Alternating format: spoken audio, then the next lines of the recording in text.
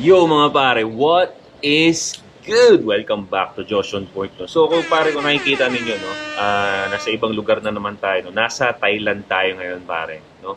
So habang namamasyal tayo bro, pag-uusapan natin, bakit mas masarap maging bad boy pare. Kaya kung ready ka na, hit mo na yung like button, share mo na rin, and let's go! Bad boy straight kala kill, ako 10 toes down. Boy thing kala speak kala tempo.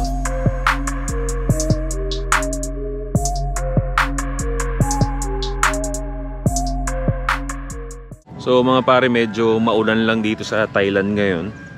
Kasama ko yung pamilya ko rito. No, medyo maulan lang pero kay rebels naman. Yun, no, number one reason pare kung bakit mas masarap maging bad boy is number one, relax. Mas relax tayo kumpara sa iba, no? What do I mean by that pare?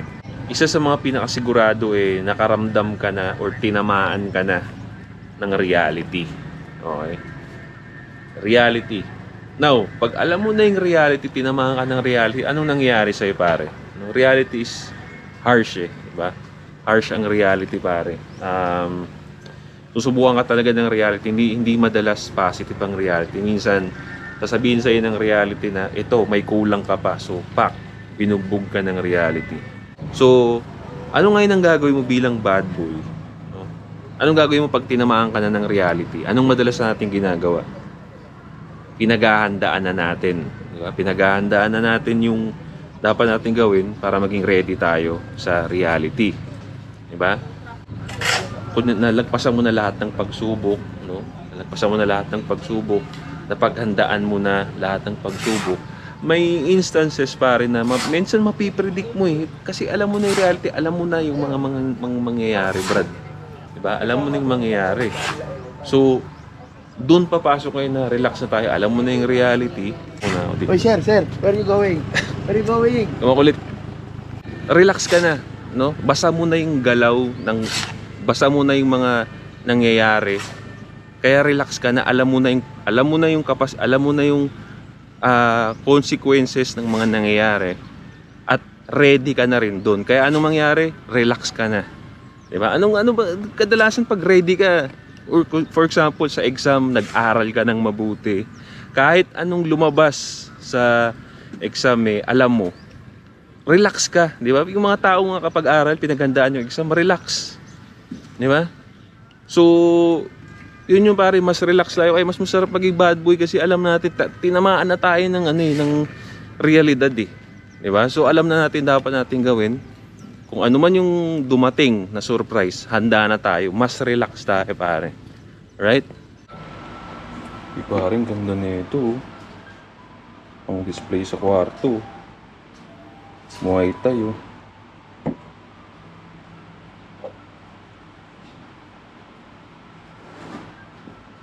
Gusto mo ba? Murang-mura lang. Paano kaya lalagyan nila nito? Baka mabasag. Ah. Maganda to sa kwarto. Gusto ko to. Kaya. So, di ba pare, binilan tayo. Yun lang technique. Ipakita mo lang na gusto mo siya. Bibilang ka ng kapatid mo. Yung pong-back. Okay, naagano. Nagpipray. Ganda nito pare, oh. Oh. Alam mo bro, kaya gustong-gusto ko pagka pumupunta kami sa Japan, sa Bali. Ngayon nandito kami sa Thailand. Lagi ko talagang gusto ko talagang isama yung mga temple pare pag pupunta kami sa mga ganito. Bakit temple? Kasi doon mo mararamdaman yung doon mo mararamdaman yung culture, no? Yung culture ng bansa na pupuntahan mo. Kasi syempre, ano bang reason bakit pupunta ka sa isang bansa? Para sa akin, syempre, para maramdaman yung culture nila pare. Kaya, if ever man pare, pagka umunlad na kayo, ta-travel kayo pare, huwag niyong kakalimutan na isama yung mga temple. Nararamdaman mo yung culture, di ba? Yung talagang as in pumunta ka talaga ng Thailand kaysa sa tumambay ka lang lagi sa city, di ba? Wala, ang ganda, sarap oh. Tignan mo pare. Ayan oh. Kita niyo yung background ko. Solid, di ba? Oh. Okay pare, number 2 reason kung bakit mas masarap maging bad boy or bakit masarap maging bad boy. Number 2 reason, we don't give a F. Okay? Isa sa mga, para sa akin pare, isa sa mga prison, no? Isa sa mga kulungan na pwede mong pasukan pare. Not physically, no?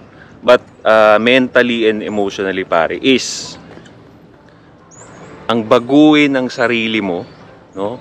Ang i-mold ang sarili mo para sa kagustuhan ng iba. Oh, ayan ang pinaka, para sa akin, isang klase ng kulungan na pwedeng mangyari sa'yo o pwede mong pasukin pare, no? Ano ibig ko dun sabihin pare? For example, isa ang klase ng tao na mahilig or you're a type of person na people pleaser ka, okay? Ayaw na ayaw mo or nasasaktan ka pag may taong may ayaw sa'yo. Imagine niyo yun pare. You're the type of that person, no? Ayaw mo na may galit sa'yo, ayaw mo na may nayayabangan sa'yo, ayaw mo na may kaaway ka. No? Now, dahil ayaw mo yun, gusto mo mag-adjust. No? Mag-adjust para sa mga tao na to. So, ano gagawin mo?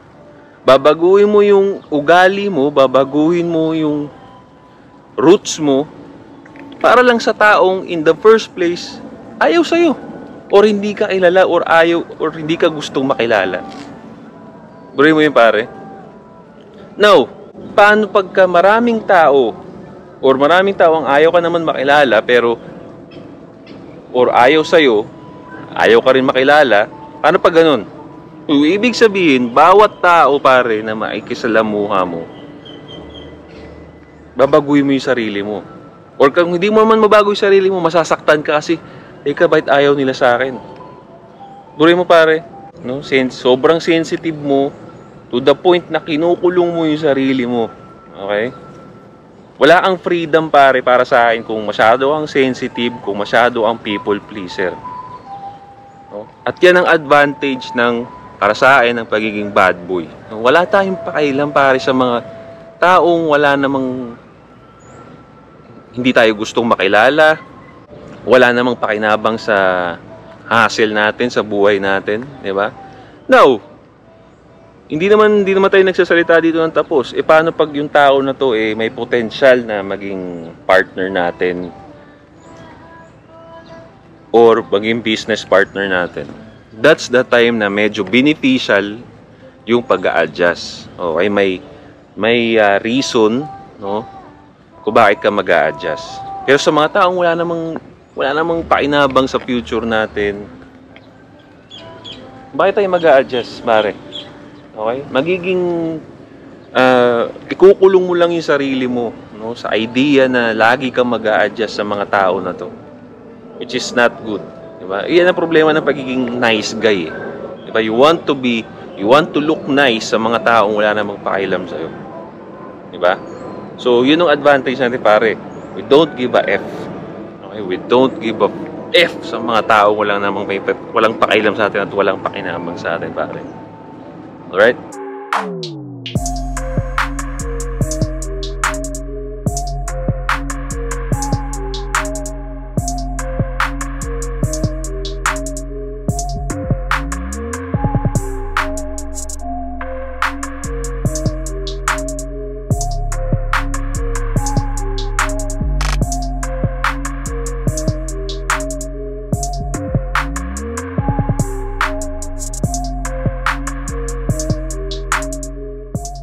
Yung mga pare, break muna tayo, no? So nandito tayo ngayon sa highlight.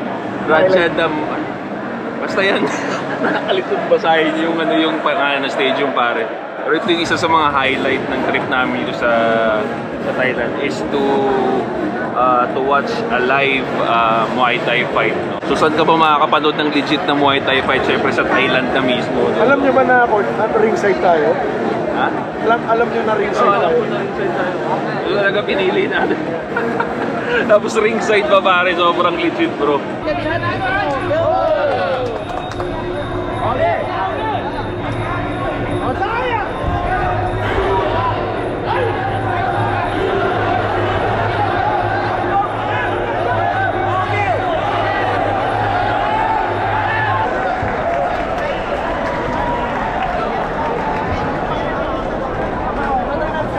So, pare, pag-usapan natin, no, last but not the least, yung number 3 reason kung bakit mas masarap, no, mas masarap maging bad boy, pare, no? We achieve more. Sinabi ko we achieve more. Bakit we achieve more, pare?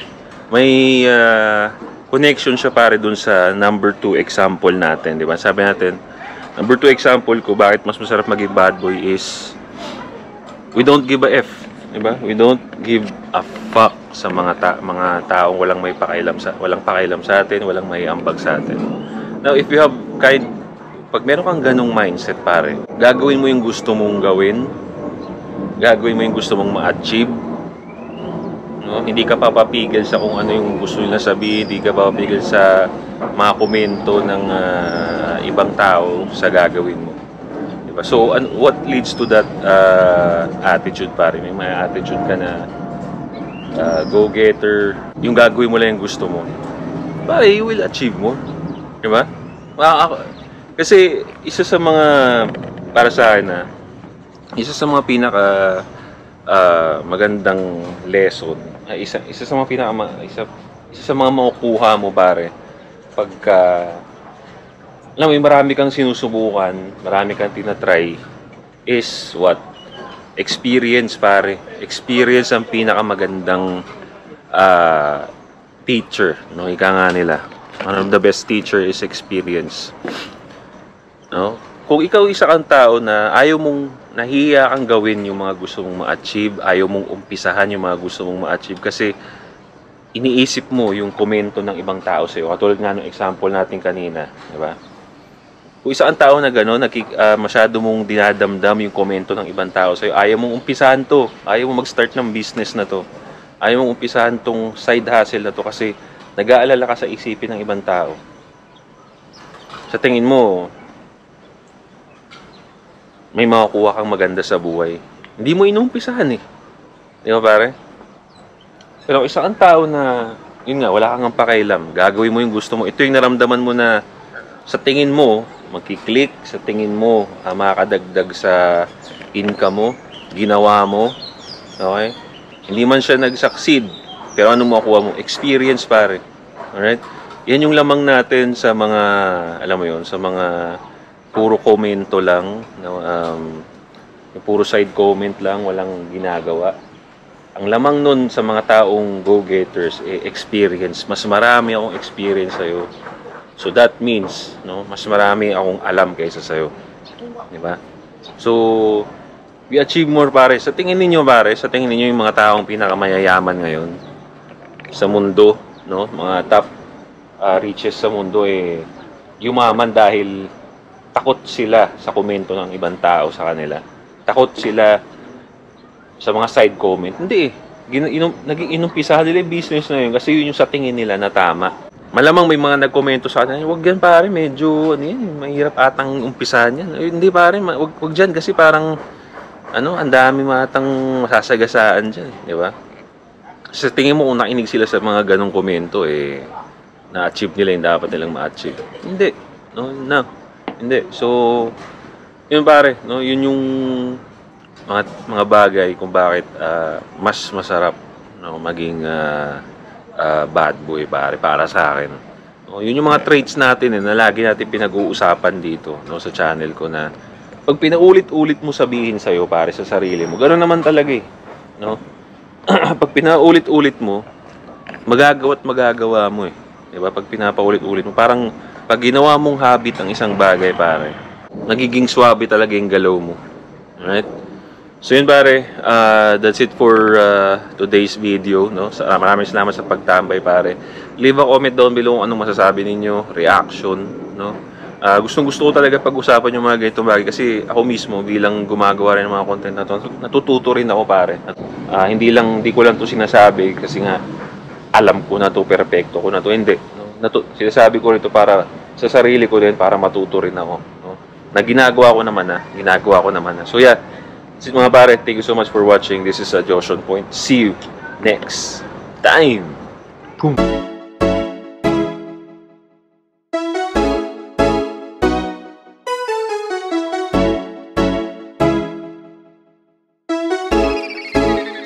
GFAB.